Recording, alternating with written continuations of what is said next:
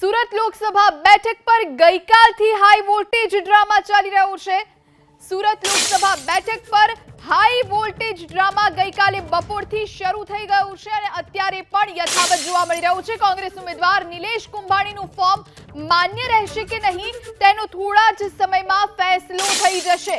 कांग्रेस उम्मीदवार निलेश कुंभाणी कलेक्टर कचेरीए पहुंच्या छे। आ जानकारी हाल प्राप्त थई रही छे। जे लेटेस्ट अपडेट्स प्राप्त थई रह्या छे ते अनुसार निलेश कुंभाणी पहुंची चुक्या छे कलेक्टर कचेरी, ज्यां बहार मीडिया कवरेज करी रह्युं हतुं त्यारे तेमनी साथे पोलीसनुं घर्षण पण थयुं, धक्का मुक्की पण करवामां आवी।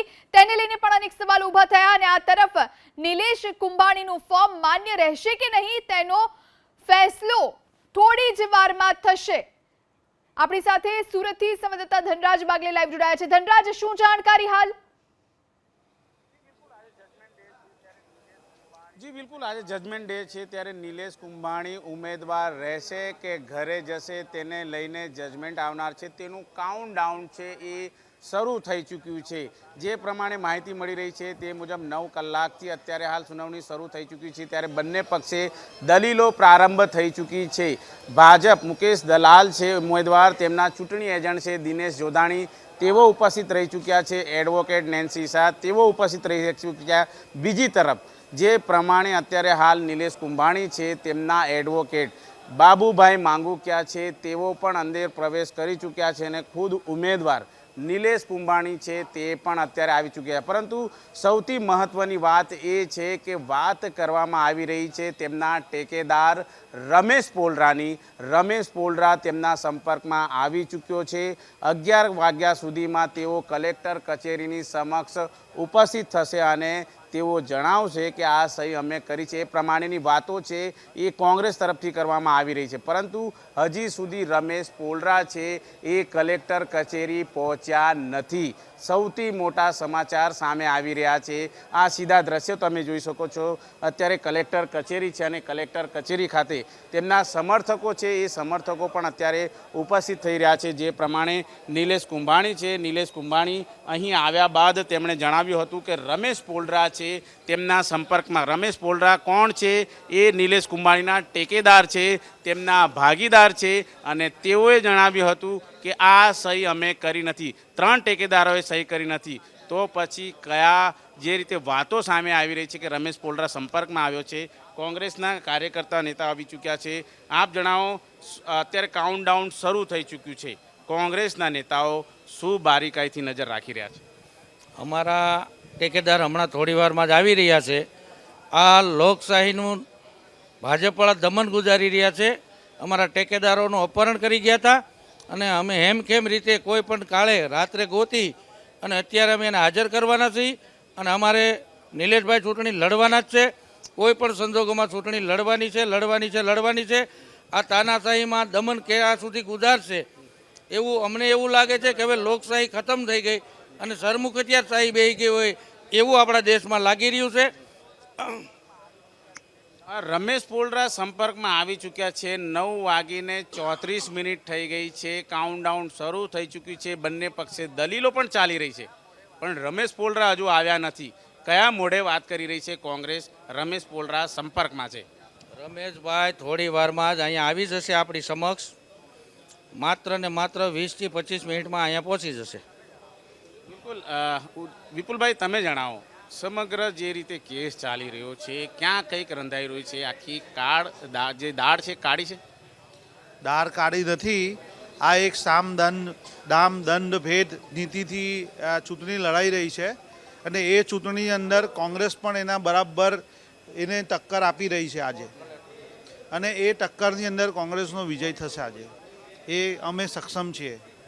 3 ટેકેદારો છે એ તો અત્યારે અંડરગ્રાઉન્ડ છે, ભૂગર્ભમાં ઉતરી ગયા છે અને જે રીતે ડમી ઉમેદવાર છે વિશાલ કોટડિયા તેમના જે ઠેકેદાર એ પણ જમે કોઈ અત્યારે દેખાઈ નથી રહ્યું। તો કઈ રીતે કઈ વાતો કરી રહ્યા છે કે ભાઈ ટેકેદાર આવી રહ્યા છે?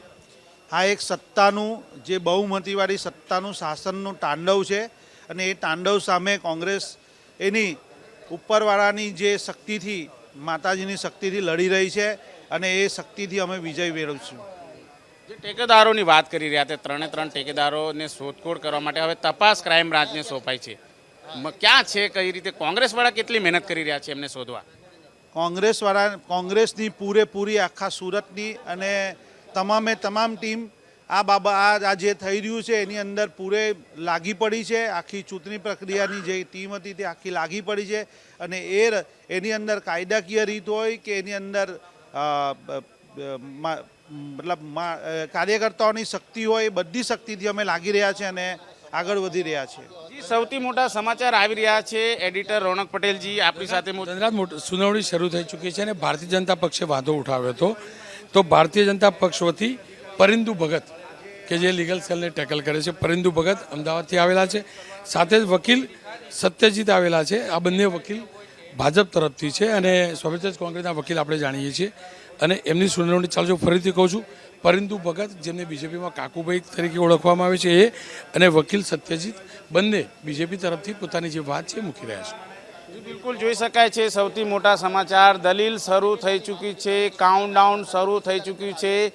રમેશ પોલરા જે પોતે સંપર્કમાં હોવાની વાત કરવામાં આવી રહી છે એ અત્યારે 20થી 25 મિનિટમાં આવશે તે પ્રમાણેની વાતો છે એ કોંગ્રેસવાળા કરી રહ્યા છે. પરંતુ રમેશ પોલરાનો અત્તો પત્તો કોઈ દેખાઈ નથી રહ્યો, કારણ કે રાહ જોવામાં આવી રહી છે રમેશ પોલરાની. અત્યારે જે રીતે જોઈ શકો છો, ચુસ્ત પોલીસ બંદોબસ્ત ગોઠવી દેવામાં આવ્યો છે અને જે પ્રમાણેની કાઉન્ટડાઉન શરૂ થઈ ચૂક્યું છે.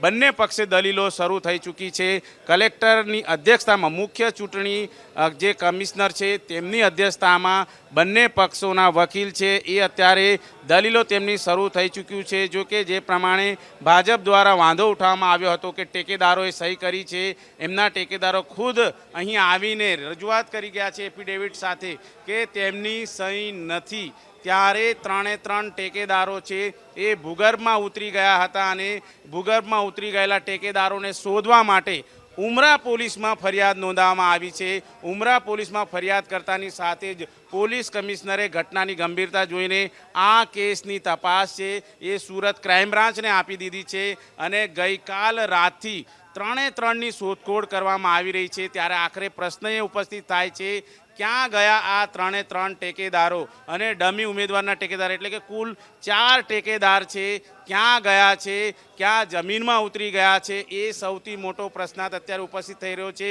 ગઈકાલથી જ તેમની શોધખોળ કરવામાં આવી રહી છે. આખી કોંગ્રેસ આ 3 ટેકેદારોને શોધી રહી છે, છતાં પણ હજી સુધી કોઈ અત્તો પત્તો લાગ્યો નથી. જે પ્રમાણે વાતો કરવામાં આવી હતી, ખુદ ઉમેદવાર નિલેશ કુંભાણી કહી રહ્યા છે કે રમેશ પોલરા જે તેમના ભાગીદાર છે એ સંપર્કમાં આવી ચૂક્યા છે અને તેઓ અહીં ઉપસ્થિત રહેનાર છે. કાઉન્ટડાઉન શરૂ થઈ ગયું છે. 9.5 કલાક થઈ ચૂક્યા છે. 9.5 કલાક બાદ અત્યારે 11 કલાકે, એટલે કે કહી શકાય કે માત્ર 1.5 કલાક બાકી છે અને આ 1.5 કલાકની અંદર રમેશ પોલરાએ હાજર થઈને જણાવવાનું છે કે જે સિગ્નેચર કરી હતી, જે સહી કરી હતી એ તેમની હતી, એ પ્રમાણેની વાત છે એ કોંગ્રેસ દ્વારા કરવામાં આવી રહી છે. પરંતુ અત્યારે જે પ્રમાણેના સમીકરણો જોવા મળી રહ્યા છે, 4 ટેકેદારો એટલે કે 3 ટેકેદાર નિલેશ કુંભાણીના, 1 ટેકેદાર છે એ સુરેશ પરસાડા જે ડમી ઉમેદવાર છે. 4 ટેકેદારો જમીનમાં ઉતરી ચૂક્યા છે, ભૂગર્ભમાં ઉતરી ચૂક્યા છે અને નિલેશ કુંભાણીના 3 ટેકેદારો પૈકી 1 ટેકેદાર જે હતો રમેશ પોલરા, તેનો સંપર્ક થયો છે એવી વાત જ્યારે કોંગ્રેસના ઉમેદવાર નિલેશ કુંભાણી ખુદ કરી રહ્યા છે. તો શા માટે નિલેશ કુંભાણી એ ટેકેદારને પોતાની સાથે નથી લાવ્યા, એ સૌથી મોટો પ્રશ્નાર્થ અત્યારે હાલ ઉપસ્થિત થઈ રહ્યો છે. જણાવવામાં આવી રહ્યું છે કે 20થી 25 મિનિટમાં રમેશ પોલરા જે ટેકેદાર છે એ આવી જશે અને કલેક્ટર સમક્ષ તે કહેશે કે આ સહી મારી છે, એ પ્રમાણેની વાત કોંગ્રેસ દ્વારા કરવામાં આવી છે. પરંતુ હજી સુધી કોઈ પણ ટેકેદારનો હતો પતો નથી. ઉમરા પોલીસમાં ફરિયાદ કરવામાં આવી છે. નવા અપડેટ આવી રહ્યા છે.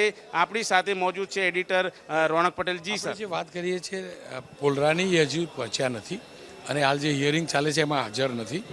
ખાસ વિમાનમાં પરિંદુ ભગત ચોક્કસથી આવેલા છે, પણ હું ફરીથી કહું છું, જે 3 દરખાસ્ત કરતા છે નિલેશભાઈના એ પૈકીનું એક પણ હાલ જે જગ્યા જે મિનિટે ચાલી રહ્યું છે સુનાવણી ત્યાં નથી. હું ફરીથી કહું છું, રમેશ પોલરા હાલ ત્યાં નથી, અંદર હાલ હિયરિંગમાં નથી. ખાસ વિમાનમાં બીજેપીના પરિંદુ ભગત ચોક્કસથી આવ્યા છે, પણ નિલેશ જે કોંગ્રેસના ઉમેદવાર છે એમના 3 દરખાસ્તકર્તામાંથી જે એક વાત હતી કે એક છે, મને હાલ જે જાણકારી મળી છે એ પ્રકારે હાલ અંદર નથી.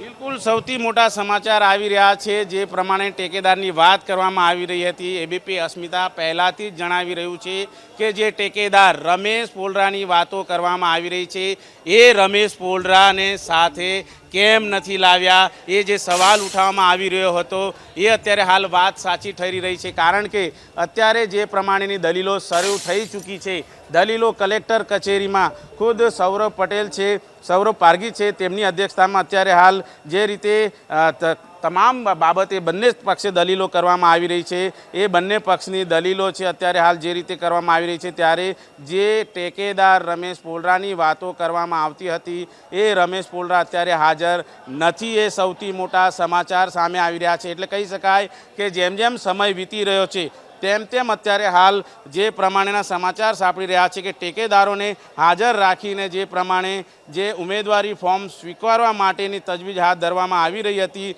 એ અત્યારે હાલ ડામાડોળ થતી નજરે આવી રહી છે. કારણ કે 11 કલાકે જે પ્રમાણે જે નિર્ણય આવવાનો છે, નિલેશ કુંભાણી ઉમેદવાર રહેશે કે ઘરે જશે એ પ્રમાણેની વાતો સામે આવી રહી છે. ટેકેદારોની વાત કરી લઈએ. જે ટેકેદારો હતા, સૌથી મોટી ચર્ચા એ શરૂ થઈ હતી કે કોંગ્રેસે પોતાના કાર્યકર્તાઓને ટેકેદાર કેમ ન રાખ્યા, નિલેશ કુંભાણીએ પોતાના સંબંધીને જ કેમ ટેકેદાર રાખ્યા, એ સૌથી મોટો સવાલ સાબિત થઈ રહ્યો છે. અત્યારે વાત કરી રહી નિલેશ કુંભાણીના ટેકેદારો, રમેશ પોલરા એ નિલેશ કુંભાણીના ભાગીદાર છે, એટલે કે એમના ધંધા વ્યવસાયમાં જે રમેશ પોલરા છે એ ભાગીદાર છે, એ વાત સામે આવી રહી છે. બીજી તરફ જગદીશ સાવલિયા નિલેશ કુંભાણીના બનેવી છે, એ પોતે સંબંધી છે અને પોતે અત્યારે ભૂગર્ભમાં ઉતરી ગયા છે. ત્રીજા છે ધ્રુવી ધામેલિયા નિલેશ કુંભાણીના જે મિત્ર છે. આ 3 અંડરગ્રાઉન્ડ છે. આપણી સાથે મોજૂદ છે આપણા સહયોગી, એમની સાથે વાતચીત કરીશું. જી, શું અપડેટ આવી રહ્યા છે? અત્યારે મહત્વપૂર્ણ અપડેટ આવી રહ્યા છે. આજે સુનાવણી હાથ ધરવામાં આવી રહી છે, ત્યારે બીજેપી તરફથી પણ ખાસ ધ્યાન રાખવામાં આવી રહ્યું છે કે જે મહત્ત્વના મુદ્દાઓ છે તેને કેવી રીતે કાયદાકીય રીતે પડકારી શકાય, અને એના માટે જે માહિતી મળી છે તે પ્રમાણે પરિંદુ ભગત કે જે આખો આજે ચૂંટણીલક્ષી જે ફોર્મ ભરવાની પ્રક્રિયા, એફિડેવિટની પ્રક્રિયાના સંદર્ભમાં જે મહત્ત્વપૂર્ણ ભૂમિકા છે તેઓ ખાસ વિમાન મારફતે અહીંયા આવી રહ્યા છે એ પ્રકારની પણ માહિતી છે. અને ધનરાજ, વાત કરવામાં આવે કે ઉમેદવારી પત્રોના દરખાસ્તના સંદર્ભમાં તો જે માહિતી છે તે પ્રમાણે જો અપક્ષ હોય તો તેને 10 ટેકેદારોની આવશ્યકતા હોય છે, જ્યારે કે રાષ્ટ્રીય પક્ષના જે ઉમેદવાર હોય તેને 3 સેટમાં 3 ટેકેદારોની હસ્તાક્ષરની જરૂરિયાત હોય છે. પરંતુ જે અત્યારે મુદ્દો છે એ મુદ્દો એ છે કે આખરે આ જે 3 ટેકેદારો છે તો ક્યાં છે. જો હિયરિંગ શરૂ થઈ ચૂક્યું છે અને લગભગ 12 વાગ્યાની આસપાસ જે માહિતી છે તે પ્રમાણે 12 વાગ્યાની આસપાસ નિર્ણય લેવાઈ જશે, હિયરિંગ પૂર્ણ થશે. એટલે એ પહેલાં જો આ 3 ટેકેદારોને રજૂ કરવામાં નહીં આવે તો નિલેશ કુંભાણીની મુશ્કેલીમાં 100% વધારો થઈ શકે છે. જનારા બિલકુલ સૌથી મોટા સમાચાર આવી રહ્યા છે. નિલેશ કુંભાણીના જે રીતે ટેકેદારો છે એ ઉપસ્થિત રહેવાના હતા, એ હજી સુધી આવ્યા નથી. એટલે કે જેમ જેમ સમય વધી રહ્યો છે તેમ તેમ નિલેશ કુંભાણીનું ઉમેદવારી ફોર્મ સ્વીકારાશે કે કેમ, એક પ્રશ્ન છે. જી ધન્યવાદ. સુરતની સુરત લોકસભા બેઠક પર ગઈકાલનો હાઈ વોલ્ટેજ ડ્રામા શરૂ થયો છે. ટેકેદાર રમેશ પોલરા કલેક્ટર કચેરીએ પહોંચ્યાનો એક તરફ કુંભાણીએ દાવો કર્યો હતો, પરંતુ હજુ સુધી રમેશ પોલરા કલેક્ટર કચેરીએ પહોંચ્યા નથી અને હવે માત્ર ને માત્ર 1.25 કલાક જેટલો સમય બાકી છે અને ત્યારબાદ નિલેશ કુંભાણી ઉમેદવાર તરીકે રહેશે કે નહીં તે જાણકારી પ્રાપ્ત થઈ જશે. આપણી સાથે સંવાદદાતા ધનરાજ બાગલે સુરતથી લાઈવ જોડાયા છે. ધનરાજ, શું વધુ જાણકારી હાલ? જી બિલકુલ, સૌથી મોટા સમાચાર એ સામે આવી રહ્યા છે કે જે રીતે દાવો કરવામાં આવી રહ્યો હતો નિલેશ કુંભાણી દ્વારા કે રમેશ પોલરા જે એમનો ટેકેદાર છે એ અહીં આવશે, કલેક્ટર સમક્ષ હાજર થશે અને કહેશે કે આ સહી મેં કરી છે. પરંતુ રમેશ પોલરા અલુપ જે રીતે ગુમસુદા છે એ સ્થિતિ બરકરાર છે, તેઓ આવ્યા નથી. એટલે કે નિલેશ કુંભાણીનું ફોર્મ સ્વીકારાશે કે નહીં સ્વીકારાય એના ઉપર અત્યારે ક્વેશ્ચન માર્ક લાગી ચૂક્યો છે. માત્ર દારોમદાર રમેશ પોલરા ઉપર હતો અને આ રમેશ પોલરા અત્યાર સુધી હાજર થયો નથી. એટલે કે ઉમેદવારી ફોર્મ સ્વીકારાશે કે કેમ એ સૌથી મોટો પ્રશ્નાર્થ અત્યારે હાલ શરૂ થઈ ચૂક્યો છે. મહત્વની વાત છે કે 9 કલાકે જે પ્રમાણે બંને પક્ષોની દલીલો શરૂ થઈ ચૂકી હતી ત્યારે જે પ્રમાણે માહિતી મળી રહી છે તે મુજબ ભાજપના લીગલ સેલના વકીલો છે એ સવારે 8:30 કલાકે પરિસરની અંદર પ્રવેશ કરી ચૂક્યા હતા. ગુજરાત પ્રદેશ ઉપાધ્યક્ષ જનક બગદાણાવાળાની સાથે આ બંને લીગલ સેલના વકીલો છે તેઓ અંદર પ્રવેશ કરી ચૂક્યા હતા. ત્યારબાદ કાઉન્ટડાઉન શરૂ થયું હતું. ચૂંટણી એજન્ટ જે પ્રમાણે મુકેશ દલાલના ચૂંટણી એજન્ટ છે જે દિનેશ જોધાણી તેઓ પણ આવી ચૂક્યા હતા અને તેઓ પણ પ્રવેશ કરી ચૂક્યા છે. સાથોસાથ કોંગ્રેસ તરફથી લીગલ સેલના વકીલો છે બાબુભાઈ માંગુકિયા તે અંદર પ્રવેશ કરી ચૂક્યા છે. નિલેશ કુંભાણી ખુદ ઉમેદવાર તેઓ પણ પ્રવેશ કરી ચૂક્યા છે અને હવે બંને પક્ષે દલીલો ચાલુ થઈ ચૂકી છે અને જે પ્રમાણેનો દાવો કરવામાં આવી રહ્યો હતો કે નિલેશ કુંભાણીના જે ટેકેદાર છે રમેશ પોલરા તે ઉપસ્થિત થશે, પરંતુ હજી સુધી રમેશ પોલરાના કોઈ ઠેકાણા નથી. આ તસવીરો તમે જોઈ શકો છો. રાહ જોવામાં આવી રહી છે રમેશ પોલરાની અને આ પ્રમાણે રમેશ પોલરા અત્યારે મોજૂદ નથી ત્યારે ક્યાંક ને ક્યાંક પ્રશ્ન એ ઉપસ્થિત થઈ રહ્યો છે કે હવે નિલેશ કુંભાણીનું શું થશે. જી ધનરાજ, આપ જોડાયેલા રહેશો.